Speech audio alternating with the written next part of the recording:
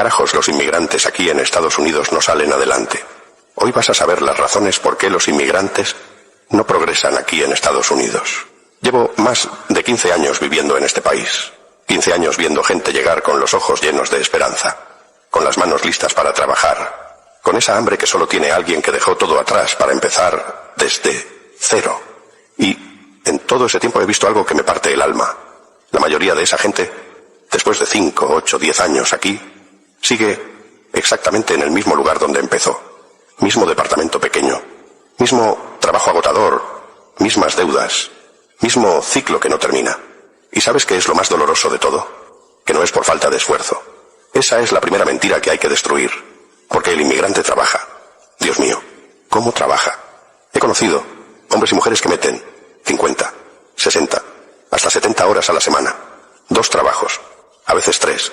Se levantan antes de que salga el sol y regresan a casa cuando ya todos duermen. Sus manos están ásperas, su cuerpo está cansado y su mente lleva años en modo de supervivencia. Y aún así, cuando llega el fin de mes, el saldo bancario dice lo mismo de siempre. Casi nada. Entonces, ¿qué está pasando? La primera razón, y la más brutal, es esta. Confunden trabajar duro con progresar. Y no es lo mismo. No es lo mismo para nada. Yo lo viví en carne propia durante mis primeros años aquí. Creía, con toda la fe del mundo, que si metía más horas, si no, faltaba nunca. Si era el primero en llegar y el último en irme, el dinero iba a llegar rápido. Que el esfuerzo iba a traducirse automáticamente en progreso. Nadie me había dicho que eso era una trampa. Una trampa muy bien disfrazada. Porque se siente como responsabilidad. Se siente como sacrificio. Se siente como que estás haciendo lo correcto. Pero el problema no es el trabajo. El problema es a dónde va ese dinero que produces. He conocido a un hombre que llevaba 8 años trabajando en construcción, cargando materiales, sudando bajo el sol, sin descansar ni los domingos. Ganaba bien. No era un salario miserable. Esa conversación no fue de un momento. Fue larga. De esas que empiezan hablando de otra cosa y terminan destapando lo que nadie quiere ver. Poco a poco fue soltando los números. Que la renta se llevaba casi la mitad. Que el carro, necesario para llegar al trabajo, se comía otro pedazo. El seguro, la gasolina, la comida, las deudas que traía de cuando llegó. Todo sumaba. Y al final del mes, quedaban unas monedas que no alcanzaban para nada importante. Ese hombre no estaba construyendo nada. Estaba produciendo para sobrevivir. Y hay una diferencia enorme entre esas dos cosas. Producir para sobrevivir significa que cada dólar que entra sale inmediatamente. No queda nada que crezca. Nada que se multiplique. Nada que trabaje para ti mientras duermes. Solo un ciclo que se repite. Trabajas, pagas. Trabajas, pagas. Y el reloj avanza. Pero tu situación no. Construir riqueza, aunque sea de a poco, significa que una parte de lo que ganas se queda contigo. Se guarda. Se invierte. Se convierte en algo que eventualmente produce más, sin que tú tengas que mover un dedo. Pero para llegar a ese punto, primero tienes que entender que trabajar más horas no es la solución. La solución está en cambiar la relación que tienes con el dinero. Y aquí está el problema más profundo. Nadie nos enseñó eso.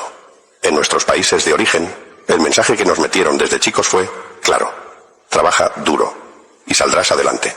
Esfuérzate y tendrás recompensa. Y eso no está del todo mal. El esfuerzo importa, claro que importa. Pero el esfuerzo sin estrategia es como correr muy rápido en una dirección equivocada. Llegas agotado a ningún lado. Y eso es exactamente lo que le pasa a demasiada gente en este país. Corren. Corren todos los días. Corren sin parar. Pero nadie les dijo que primero había que levantar la cabeza y ver hacia dónde estaban yendo. Esa es solo la primera razón. Y hay más.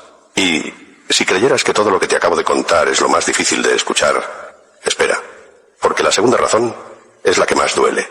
Precisamente porque la hemos vivido casi todos.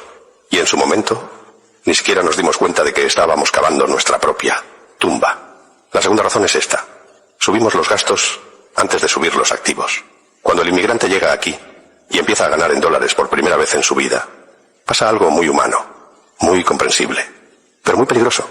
El cerebro, después de tanto sacrificio, después de tanta privación, después de haber dejado familia, tierra y comodidad, siente que se merece algo. Y tiene razón. Se lo merece. El problema no es el merecimiento.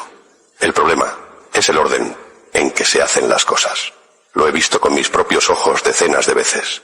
El trabajador lleva unos meses aquí, empieza a juntar algo de dinero, y lo primero que hace es comprarse una camioneta nueva, con pagos altísimos. Luego el teléfono último modelo. Luego la ropa de marca. Luego los tenis que cuestan lo que antes ganaba en una semana. Y todo eso se siente increíble al principio. Se siente como que finalmente estás viviendo la vida que buscabas. Como que el sacrificio valió la pena. Pero lo que en realidad está pasando es que estás construyendo una imagen de prosperidad, mientras por dentro tu situación financiera se está hundiendo cada vez más. Porque esas compras no te dan estabilidad, te dan apariencia. Y la apariencia, aquí en Estados Unidos, no te salva cuando pierdes el trabajo. No te salva cuando te enfermas. No te salva cuando hay una emergencia que no esperabas. La apariencia no acumula valor. No te genera dinero mientras duermes.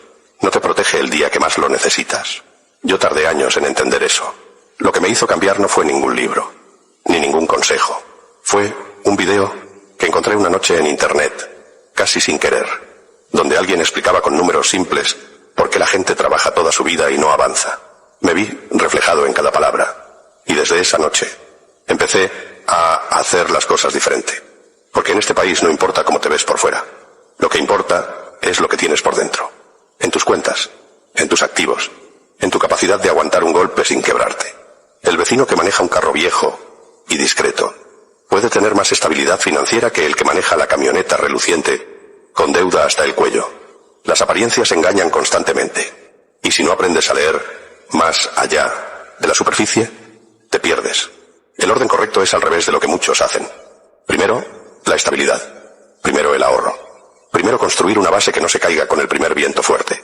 Y después, cuando esa base esté sólida, entonces sí puedes darte gustos, sin que te destruyan. Pero hay una tercera razón. Y esta es quizás la más importante de todas. La que resume todo. Y la que más gente ignora completamente. Nunca aprenden el juego del dinero.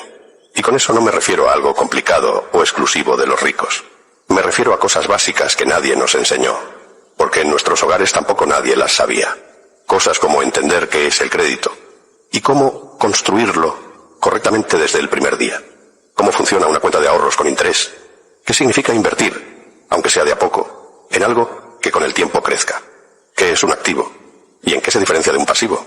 La mayoría de los inmigrantes trabajan por dinero durante toda su vida en este país. Y nunca dan el paso de hacer que el dinero trabaje por ellos. Y esa diferencia es la que separa a los que después de 15 años siguen igual. De los que después de 15 años tienen casa propia, negocio, ahorros y algo que dejarles a sus hijos. No es magia, no es suerte, no es que unos nacieron más listos que otros. Es información, es educación financiera básica, que no está en ningún trabajo de construcción, ni en ninguna fábrica, ni en ninguna cocina de restaurante, donde muchos de los nuestros pasan sus años. Esa información hay que ir a buscarla, hay que querer aprenderla, y sobre todo, hay que tener la humildad de aceptar que no sabemos lo que no sabemos. Llevo más de 15 años en este país, y lo que más me pesa no es el trabajo duro que metí.